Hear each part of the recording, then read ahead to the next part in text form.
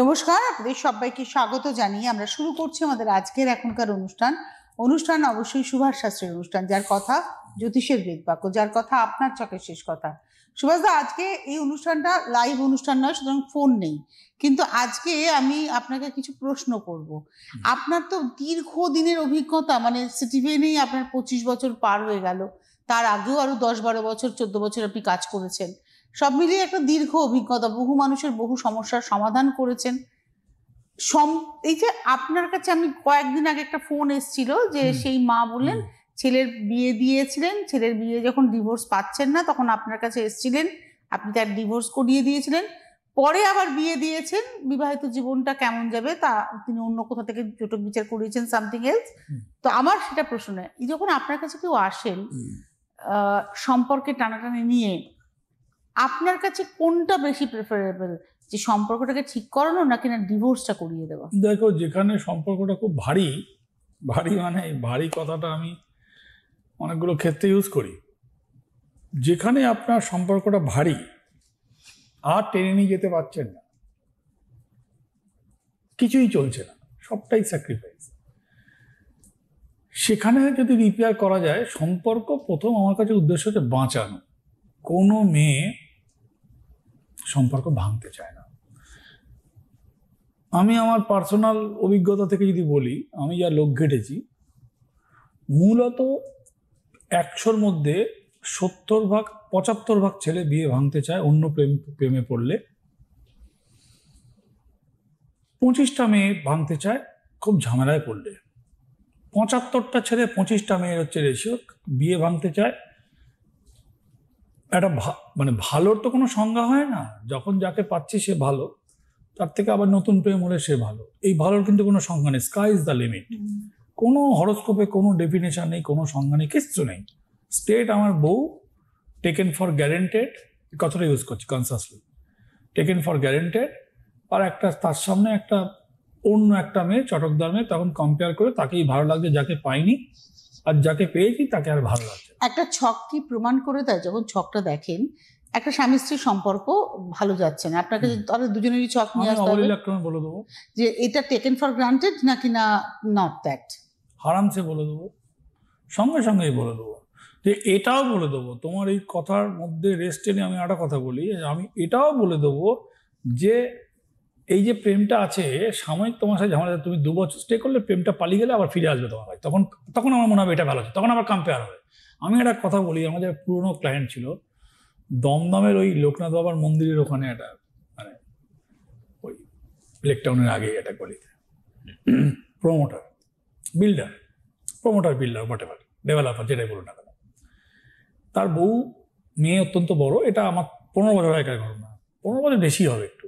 তখন দমদমে বসি, 2008 সালে আমি লাস্ট দমদমে বসেছি, তার মানে 17 বছর, 2008 কি 6-7 এরকম লাস্ট দমদমে বসেছি, 20 বছর, প্রায় 18-19 বছর আগেকার ঘটনা।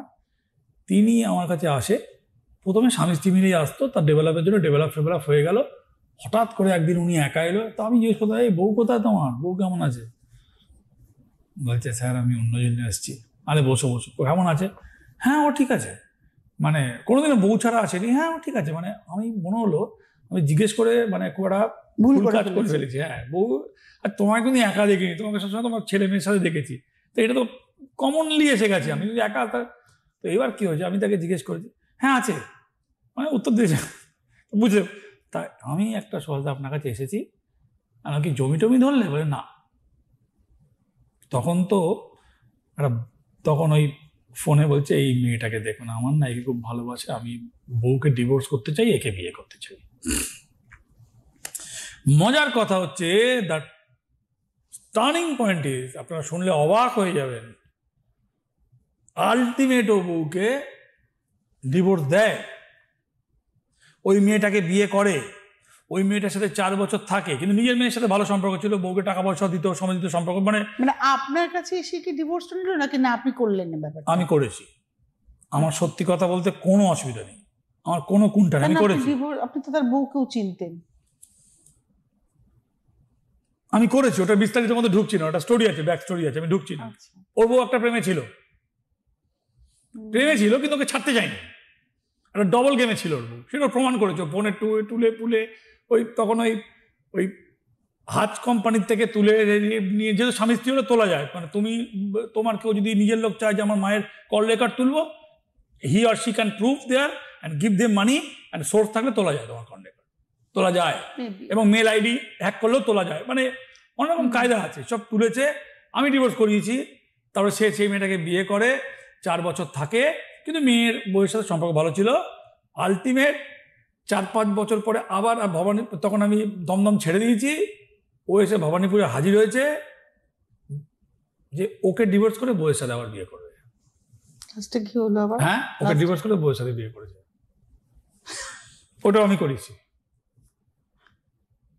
আমি তোমাকে কি বললাম শুনলে, তুমি যে বললে সম্পর্ক 75% ছেলে, বউ আবার বিয়ে করেছে ওকে। বউ তো আর বিয়ে করেনি, বউ একটা সম্পর্ক ছিল, বউ একটা বন্ধু ছিল, স্বামী স্ত্রীর সম্পর্কটা। বউ বলেছে খুব ঠান্ডা হয়ে গেছে। এবার আপনি বুঝুন সুভাষদা, আপনি তো এত লোক ঘাটেন, একদম মানে ঠান্ডা হয়ে গেছে। আমার একটা বন্ধু ছিল, আমাকে একটু মেন্টালি আমাকে একটু ভ্যাকম দিত, ভালো লাগতো কথা বলতে। হ্যাঁ, আপনি প্রেম বলতে পারেন, আমাকে স্বীকার করেছেন বউ পরে। মানে তুলনামূলকভাবে স্বামীর থেকে স্ত্রী একটু লয়াল বেশি ছিল। সেরকম তখন লয়াল ছিল না, বলতো বিয়ে করে। আমি নামটা মুখে এসে গেছিল, ধূপ করে আমি বলিনি, খুব মানে ক্যাচি নাম, বউয়ের নামটা মনে পড়ে গেছে, বলিনি, বললে আইডেন্টিফাই দমদম বলেছি। তো বলতো তো প্রেম করে, এই করে সেই করে। তারপরে আমারও প্রেম হয়েছে, আমি অন্যায় কি করেছি, আমি তো পরে প্রেম করেছি, এসব যুক্তি দিয়েছে, তাহলে আমি ওকে বিয়ে করবো, ও আচ্ছা থাকুক, খরচা দেবো, ডিভোর্স করে দেয়, ওকে বিয়ে করে। বিয়ে 4 বছর থাকার পরে মনে হলো আগের বউটা অনেক বেশি লয়াল, যে আমার কাছে থেকেও প্রেম করে বিয়ে করতে পেরেছি, এ তো কিছুই করতে দেয় না। ওকে আবার ভর্তুকি দিয়ে টাকা পয়সা দিয়ে ডিভোর্স করে এর কাছে ফিরে এসছে, ভালো রয়েছে। না, আপনার কাছে যেহেতু অনেক এক্সাম্পল রয়েছে। হ্যাঁ, তোমাকে বললাম আমি, আমার এটা মনে পড়লো, এটা টুইস্টিং, মানে 2 বার ডিভোর্স করিয়ে আলটিমেট। অ্যাজ অ্যান অ্যাস্ট্রোলজার আপনি কি মনে করেন যে একটা স্বামী স্ত্রীর সম্পর্ক যাওয়ার আগেই ছক বিচার কতটা জরুরি? কারণ আপনি সেদিনকে ভদ্রমহিলাকে ফোন করে যখন ফোন করেছেন, আপনি যে জ্যোতিষ দ্বিতীয় বিয়েটাকে কি যেন ছক মিলিয়ে দিয়েছো, জটক বিচার করে দিয়েছো, উনি বললেন যে কুট বিচার, দ্যাট ইজ কল্ড কুট বিচার, অষ্টকুট বিচার। মানে এই যে জটক বিচারটা কতটা ইম্পর্টেন্ট। সম্পর্ক টিকে থাকতে পারে শ্রদ্ধাতে, ভালোবাসাতে, আর ছকের জোরে, কপালের জোরে, তকদিরের জোরে। না, এটা কিন্তু খুব বাস্তব কথা সুভাষ। ধরুন আমাদের যাদের দীর্ঘদিনের বিবাহিত সম্পর্ক, 36 বছর 37 বছর বিয়ে হয়ে গেছে, আমাদের এক এক সময় মনে হয় প্রাগৈতিহাসিক জীব আমরা, কারণ ডিভোর্সটাই এখনকার ট্রেন্ড। মানে একটা বড় কতদিন, 2 বছর 5 বছর। ইউ ক্যান টেল মি ডিভোর্সটা ট্রেন্ড, অর একটা বন্ধু রয়েছে ট্রেন্ড, বলবে সে সম্পর্কটা শুধু কিন্তু বন্ধুই বলছে। আবার এরকমও রয়েছে শিয়ালদা থেকে একটা মেয়ে আসে। দেখুন একটা কথা বলি সুভাষ, সুনীল গঙ্গোপাধ্যায় বলেছিলেন যে প্রত্যেকটা মানুষের একটা দক্ষিণের বারান্দা থাকা দরকার। না, আমি কবির কথা শোনো বলেছিলেন প্রত্যেকটা মানুষের ঘরে দক্ষিণের বারান্দা থাকা দরকার, কিন্তু দরজা না থাকলে নয়। শোনো, না, আমি বলছি দক্ষিণের বারান্দা রয়েছে, দক্ষিণের বারান্দা গেটটাই ভেঙে দিয়েছি। আমি সুনীল গঙ্গোপাধ্যায় বেঁচে থাকলে ওনাকে বলতাম, ওনার বউকে বলতাম, সাথী গঙ্গোপাধ্যায়কে, যে একবার মিট হয়েছিল, তাহলে ওই বারান্দা যদি দরজা ভেঙে যায় ঝড়ে, তখন তো ওই জল তো ঘরে ঢুকে আসবে বেডরুমে, ভাই, তখন তাহলে কি হয় বলো, তুমি উত্তর দাও। দক্ষিণের বারান্দা তো দরজা থাকতে হবে, দরজাটা আমি ভেঙে দিয়েছি ঝড়ে। দক্ষিণের বারান্দাটা বারান্দায় থাকবে কি করে? দরজাটা তো নেই, সেটাই তো, দরজা রাখতে হবে, এটাই। দরজা ভেঙে গেছে, ভাঙবো কেন? দরজা ওই সম্পর্কের জোরে ভেঙে বেরিয়ে গেছে ঝড়ে। সেটাই তো উনি ক্ল্যারিফাই করেছেন যে দক্ষিণের বারান্দা, আমরা বারান্দায় সংসার বসাই না, ঘরেই সংসারটা করি। আমার কাছে অনেক যুক্তি আছে, উনি ওই যুক্তি কাটতে পারবেন। আমি তোমাকে বলছি শিয়ালদা, এই যে দক্ষিণের বারান্দা আসছি আমি, এবার বারান্দার গল্প বলে দিচ্ছি।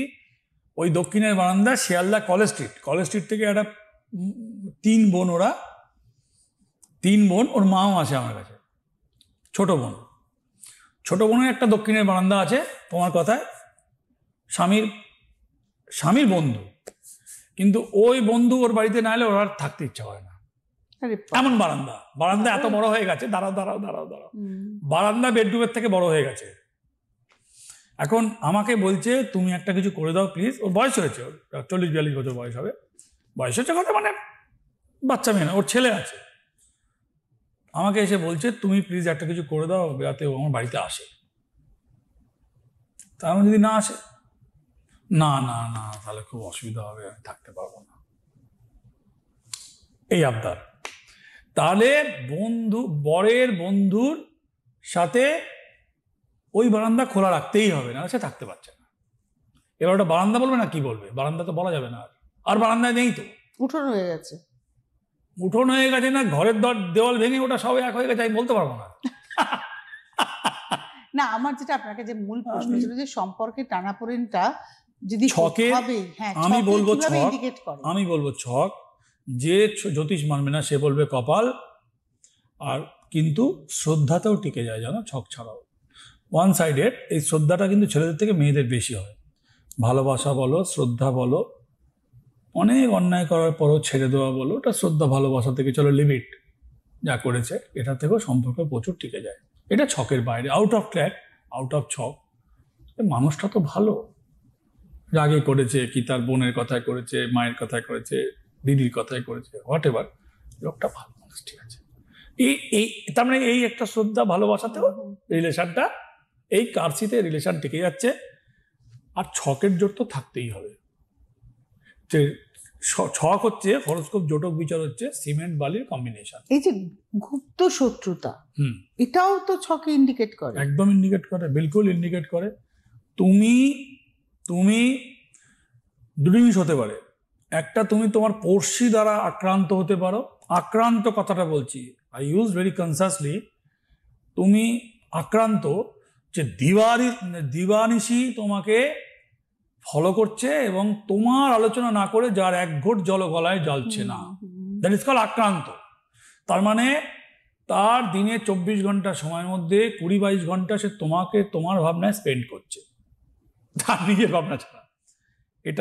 এটা তুমি কতটা দুর্ভাগ্যের শিকার হতে হয়, সে পড়শির দ্বারা যে আক্রান্ত হয়। কেন হয় দেখুন, কোথায় কোথায় হয়, দুটো জিনিস হয়। যদি কেউ রাহুর জাতক কিংবা জাতিকা হয়, রাহু মানে সাথী নক্ষত্র, রাহু মানে শতভিষা নক্ষত্র, রাহু মানে আদ্রা নক্ষত্র, আমার পুনর্বসু ওই মিথুন রাশির মধ্যেই নক্ষত্র রয়েছে। মৃগশিরা শিফট হয়ে আসছে, তারপরে আদ্রা, তারপরে হচ্ছে পুনর্বসু। আমার বৃহস্পতি আর রাহুর নক্ষত্র সব থেকে বেশি শত্রুতার মুখে পড়ে।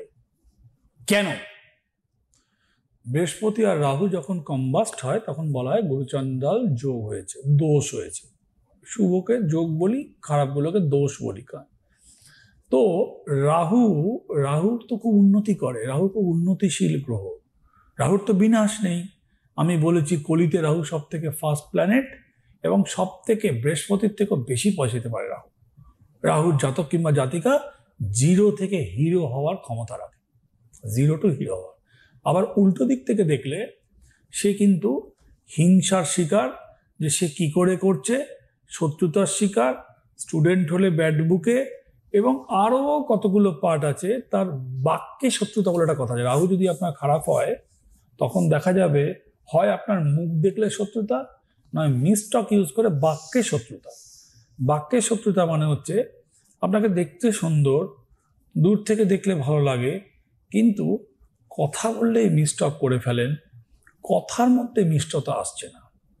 দেখতে যত সুন্দর, বাক্য অত সুন্দর নয়। শেক্সপিয়ারের গল্প যদি ফিরে যাই, ওখানে যদি বলি, ওথেলোর কথা বলি, ডেসডিমোনার কথা বলি শেক্সপিয়ারের ভাষায়, যার গলার আওয়াজ না শুনলে পাগল হয়ে যাই, কিন্তু যাকে দেখলে ভয়ে চমকে উঠি। ওটা কম্বিনেশন, রাহু অ্যান্ড বৃহস্পতি কম্বিনেশন। উইলিয়াম শেক্সপিয়ারের 1400 খ্রিস্টাব্দে লেখা বই। আজকে আমরা 2025-এ দাঁড়িয়ে আছি। 800 বছর আগে, অলমোস্ট 800 বছর আগে যে এ বই লিখেছে। তো সেই কম্বিনেশন রাহু আর যখন হরোস্কোপে মিলে যাচ্ছে, আমি কি বলছি, গুরুচণ্ডাল দোষ কথা কনসাসলি ইউজ করছি। কি হয়, রাহুর প্ল্যানেট, রাহু তাকে তুঙ্গে তোলে, কিন্তু তাকে অনেক মানসিক সাইড থেকে আক্রান্ত করে রাখে, ফ্রি হতে দেয় না। রাহু কিন্তু ফ্রি হতে দেয় না। হয় তুমি বেটা ওই ঘোড়ার মতন, জানেন, চোখে ঠুলি পড়া ঘোড়ার মতন, তুমি বেটা ছুটেই যাও, তোমার ঘাড়ের মাথায় একজন বসে রয়েছে, 19-20 করলে ছাপ করে বাড়ি দেবে। তো রাহুর কাজ হচ্ছে ডিউটি পালন করা, ডিউটি পালন করছে, শত্রুতার মুখে পড়ছে, লোকলৌকিকতা করছে। আর বাক্যে রাহু কখন হয়? যখন চন্দ্রের সাথে রাহু বসে থাকে। যদি আপনার হরোস্কোপে রাহু চন্দ্রযুক্ত হয়, আপনার বাক্যে শত্রুতা হবে, মানে বাক্যটা মিষ্টতা পাবে না, মিথ্যা কথাটাও গুছিয়ে বলতে পারবেন না, সত্যি কথাটাও একটু মিষ্টতার সাথে বলতে পারবেন না। তার মানে খেঁচাকাল হয়ে গেল। আমি কারোর সাথে কথা বলছি, মিথ্যা কথা বলতে গিয়েও ধরা পড়ে যাচ্ছি, আর সত্যি কথাটাও ভালো করে বলতে পারি না, ফালতু কথাগুলো বলছে, মানে অ্যাকসেপ্ট হচ্ছে না আমার কথা। তো সামনে বলার কাছে নেই, থাকে না। বাক্যে রাহু থাকলে, চন্দ্রযুক্ত রাহু হলে বাক্যে রাহু, ওটা বাক্যে রাহু বলি আমি, ওটার মধ্যে অ্যাকসেপ্টেন্স কম থাকে। কিন্তু যদি রাহুর কেউ জাতক জাতিকা হয়, সে উন্নতি করে এবং হিংসার মুখে পড়ে, সেলফ উন্নতি করে, হিংসার মুখে পড়ে, তাকে দায় দায়িত্ব করতে হয়। উল্টো দিকে যদি বৃহস্পতির কথা বলি, বৃহস্পতির যেগুলো নক্ষত্র, এইগুলো শিফটিং। আমার নক্ষত্র বৃহস্পতির নক্ষত্র, তো শিফটিং। ধরুন পরের নক্ষত্র আছে বিশাখা, ওটাও শিফটিং। প্রথম ঘরে ভালো ফল দেয়, তারপরে দেয় না। কাউকে প্রথমে ভালো ফল দেয়, পরে দেয় না। কাউকে পরে ভালো ফল দেয়, প্রথমে দেয় না। আমি আমার কথা যদি ফিরে আসি, আমি ফর এক্সাম্পল, মানে রিয়েল এক্সাম্পল, ফর এক্সাম্পল কেন বলছি, রিয়েল এক্সাম্পল, আমার স্টুডেন্ট লাইফটা খারাপ করে দিয়েছে। স্টুডেন্ট লাইফটা মানে খারাপ করে দিয়েছে মিন। আচ্ছা, রাহু কি সবটাই খারাপ? না, রাহু সবটা, মানে ধরুন অনেকে তো রাহুর জাতক জাতিকা রয়েছে, রাহু জাতিকাই তো টপে উন্নতি করে। মার্ক জুকারবার্গ থেকে আরম্ভ করে ইন্ডিয়াতে টপ ধনীর মধ্যে 3টে ধনী পার্সি আছে, 3জনই রাহুর জাতক জাতিকা। আদানি রাহুর জাতক, বলো, রাইজিং মুভমেন্টে আছে। পুরো ভারতবর্ষের ব্যবসা প্রায় ওর অলমোস্ট এখন ওর 50%-এর বেশি হতো ওর স্টেকিং হয়েছে। এয়ারপোর্ট থেকে যেখানে যাই দেখি তো সব তো ভাই ওদেরই। তো সেখানে রাহুর জাতক জাতিকা সেটা টপ উন্নতি করতে পারে। রাহুকে যদি সিস্টেমে রাখা যায়, রাহুকে তো ডিস্ট্রয় করা যায়। জানতে হয় যে রাহুকে সিস্টেমে কি করে রাখা যায়। তোমার লাইফস্টাইল মডিফিকেশন। রাহুকে সিস্টেমে রাখা কোনো জ্যোতিষের কাজ নয়, কোনো রেমিডির কাজ নয়। তোমাকে আমি সিক্রেট বলে দিচ্ছি। একজন অ্যাস্ট্রোলজারের কথা বলছে, হ্যাঁ, রাহু কেতু করেই তো হাজার হাজার অ্যাস্ট্রোলজার নিয়ে করছে, টাকা কামাচ্ছে, পেট ভরছে নিজের। আর আপনি বলছেন রাহুকে কন্ট্রোল করা জ্যোতিষের কাজ নয়। রাহুকে কন্ট্রোল করা, সুগারকে কন্ট্রোলে আনা তোমার লাইফস্টাইলে। ভালো ডাক্তার বলবে খাবার মেনটেন করলে লাইফস্টাইল মেনটেন করতে হবে। কথাটা বোঝো আগে। ভদ্র ডাক্তারের কাছে গেলে তোমার যদি সুগার হয়, তোমাকে সে একটা উপদেশ দেবে, এই খাদ্য তালিকা তো মানবেন, লাইক রেমেডি। কিন্তু এই খাবার যদি আপনি 12টার পরে গ্রাসে খান, সেটা বিষ হয়ে যাবে। আপনার উপরে নির্ভর করছে আপনার এই লাইফস্টাইলটা। You should maintain your lifestyle. আমার বলতে কোনো কুণ্ঠা নেই যে রাহুকে কন্ট্রোল করে দেবে কোনো রেমেডি দিয়ে, সুভাষিত মিথ্যে কথা। আমার বলতে মিথ্যে কথা বলার ধারছি না আমি। আমার বলতে গিয়ে কোনো জড়তা নেই, কোনো কুণ্ঠা নেই বলতে গিয়ে। কোনো জ্যোতিষী করতে পারে, কিন্তু এভরিডে রুটিন এটা। How can I do? তোমাকে আমি বলছি, তুমি রাহুর জাতিকা, তোমার আদ্রা নক্ষত্র, মিথুন রাশি, ভাই, তোমার সকালবেলা স্নান করে তোমাকে এই হনুমান চালিসাটা পড়া কিংবা করাটা তোমার কাজ। এটা কি আমি করে দেবো? তুমি আমাকে একটা উত্তর দাও। আমাকেই করতে হবে। এটা কে করে দেবে? আমি তোমাকে বলছি যে দেখো, তোমার তো এই শত্রুতা, তোমার তো এই দায় দায়িত্ব, তুমি একটা বড় পার্ট, তুমি একটা সংসারে একটা, তোমাকে বলছি পার্সোনালি বলছি যে তুমি একটা বড় রোল প্লে করো তোমার সংসারে। মানে কি রোলটা অলমোস্ট প্লে করো 50% অ্যান্ড অ্যাবাভ ইয়োর ফ্যামিলিতে, তুমি কি রোল প্লে করো, রাইট? তুমি রাহুর জাতিকা, তোমার সকালবেলা, এটা আমি একটা ফর এক্সাম্পল বলছি যে তুমি রাহুর জাতিকা, this is not example, real example. You should follow everyday মর্নিংয়ে তুমি স্নান করো, স্নান করে তুমি এই হনুমান চালিসা কিংবা এই চণ্ডী স্তোত্রমটা পাঠ করো, রেগুলার বেসিস করো। এইটা তোমাকে 30 to 40% একটা প্রোটেকশন লেভেল বাড়াবে। এটা কি জ্যোতিষ করে দিতে পারে? না। তুমি এবার শুনে বলো, আমি সত্যি বলছি না, তোমার কি ফিলিং? এই জন্যই তো আপনি সুভাষ শাস্ত্রী, যে কোনো রাগঢাক নেই, ব্যবসা নয়, না, মানুষের কাছে পৌঁছানো, মানুষের কাজে লাগা। এই যে এটা একটা এক্সাম্পল দিলাম ওকে আমি। আপনাদেরকে বলি, রাহুর জন্য আপনাকে এগুলো ফলো করতে হবে। এটা কি কেউ করে দেবে? রাহু তো রোজের প্রতিদিনের বিনাশ নেই। রাহুর তো নাশ নেই, যতদিন বাঁচবে তোমাকে দাঁত মাজতে হবে, নাহলে মুখে ক্যাভিটি হবে, তোমাকে স্নান করতে হবে, নাহলে তোমার গায়ে ঘামে, তোমার বলো আমার বলো গায়ে ঘামের দুর্গন্ধ হবে, গরম হবে, মাথায় শ্যাম্পু করতে হবে, নাহলে চুলে জটা ধরবে, হবে, গায়ে সাবান মাখতে হবে। তা এইটা কি তুমি একদিন খুব সাবান মাখবে, কষে আর মাখবে না, এরকম হয়? তো রেমিডিতে এটা নট পসিবল। রেমিডিতে কি পসিবল, একটা ফরম্যাট তোমাকে আমি করে দেবো রেমিডিতে। প্রথম তো দেখবো আগে রেমিডি লাগবে কিনা, ফার্স্ট। সেকেন্ড হচ্ছে রেমিডি রাখলে রেমিডির কাজ হবে তোমাকে সাপোর্ট দেওয়া, আর তোমার কাজ হবে রেমিডির সিস্টেমকে ফলো করা।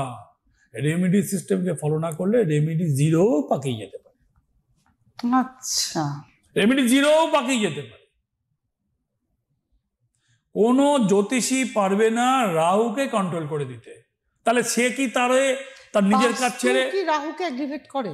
না, বাস্তু রাহুকে এফেক্ট করে না। বাস্তু শনি, খুব ধীর প্ল্যানেট শনি। বাস্তু যে পুরুষ, জমটাকে বাস্তুর চারটে কোণা কি? শনির ভাই, রবির ছেলে তো। হ্যাঁ, রবির ছেলে জম। হ্যাঁ, শনির ভাই। হ্যাঁ, শনি বড়, জম ছোট। আচ্ছা, তো রবির সাথে তো অ্যান্টি, এই দুজনেই অ্যান্টি। এই দুটোই ছেলেই বাপকে পছন্দ করতে পারে না। বাপ জন্ম দিয়ে এদেরকে বলেনি আমার সন্তান দেখতে খারাপ করছি বলে, যিনি খুব রাগ ওদের উপরে, দুজনের মাকেই করে। যাই হোক, সেটা আলোচনা আসছি না। বাস্তু ইজ নট রাহুর এফেক্টেড।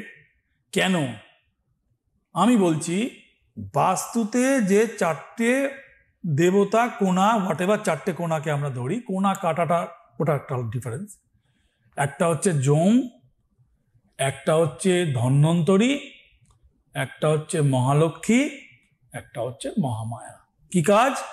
জম হচ্ছে রোগ শোক মৃত্যু, ধন্বন্তরী হচ্ছে মৃত্যুর পরের স্টেজ, কঠিন রোগে অর্থদণ্ড, রোগ রোগ রোগ রোগ রোগ। মহালক্ষ্মী হচ্ছে যেটা মারোয়ারি এবং গুজরাতিরা সব থেকে বেশি ফলো করে, जमीन का साइड कैसा है, ये वास्तु का। वो प्रथम ही ऐसे बोले सुभाष बाबू आप थोड़ा देख लीजिए वास्तु का वाइब कैसा है, क्या उसको बोल रहा है। हम तक बोली आप मिट्टी का बीच में से खोद के, आधा हाथ खोद के मिट्टी का निकाल लीजिए, उसका सुगंध लीजिए, दुर्गंध मार रहा है ना, सुगंध मार रहा है, उसमें से 30% तो वहीं से मिल गया आपको क्या वाइब है। चलो তাহলে চারটে কোণা কি হলো? একটা হলো ওই অপমৃত্যু জম সাজি, দুই হচ্ছে অপমৃত্যু হচ্ছে না, রোগ শোক অর্থব্যয় আপনি জর্জরিত, তিন নম্বর হচ্ছে গুজরাতি কিংবা মারোয়ারি যেটা দেখে আর্থিক উন্নতিটা হবে কিনা, মহালক্ষ্মীটা ঠিক আছে কিনা, ভাইব কেসা হয়, ওই কুবেরের দিক আছে কিনা, জমির সাথে কুবেরের লিঙ্ক আছে। আর একটা দেখে মহামায়া, যেটা হচ্ছে শত্রুতায় পড়বেন কিনা, ওই বাস্তবে শান্তিতে থাকতে পারবেন কিনা, পয়সা আছে, মৃত্যু হবে না, রোগও নেই, খুব কোটকাচলি। পাশে আপনি দেখতে পাচ্ছেন ভালো নেবার পাচ্ছেন না। কলকাতা শহরে আমি বলতে একটু মানে দ্বিধা হলেও বলছি, কলকাতা শহরে শিক্ষিত মেয়েদের কাজ নেই, ভালো কাজের লোক খুঁজে আপনি পাবেন না। একদম ভালো কাজের লোক, বাসন কোসন ধোয়ে, থালা বাসন, কোনো কাজকে আমি ছোট করছি না, কাজের লোক পাওয়াটা এখন ভালো কপাল, তাদের কাজের কোনো কম নেই। আপনার পড়াশোনা থাকলে আপনার কাছে কাজ নেই। আজকের হাতে সময়ও নেই, আমাদের বিদায় নেওয়ার পালা। কিন্তু একটা খুব পজিটিভ আলোচনা, যেখানে দাঁড়িয়ে একটা জিনিস আমরা খুব প্রমাণিত সত্য, যে বিয়ে দেওয়ার আগে ভালো করে বুঝে নিতে হবে, যেমন মৃত্তিকা ভাইবস দরকার, সেরকম সম্পর্কের ভাইবসটা ঠিক থাকবে কিনা, এটার জন্য জটিল। আর একটা কথা বলি, আর কোনো জ্যোতিষী আপনাকে রাহু শেষ করে দিতে পারবে না। দুটো জিনিস আমাদের কাছে খুব পরিষ্কার, মায়ের আশীর্বাদ, গুরুদেবের নির্দেশে তার এই পথে হাঁটা, তার কথা আপনার চোখে শেষ কথা হয়ে ওঠা, তার কথা জ্যোতিষের বিতর্ক হয়ে ওঠা। সুভাষ দাই একমাত্র যিনি তার রেমেডি রিফিলিং করছেন, যদি মনে হয় যোগাযোগ করে নেবেন। এবং তার কিন্তু কোনো ফেসবুক অ্যাকাউন্ট নেই। আজকে এই মুহূর্তে এই পর্যন্তই। অনেক ধন্যবাদ সুভাষ দাকে, ধন্যবাদ আপনাদের, নমস্কার। জ্যোতিষ হলো বেদের অঙ্গ, আর সুভাষ শাস্ত্রীর কথা জ্যোতিষ জগতে বেদ বাক্য।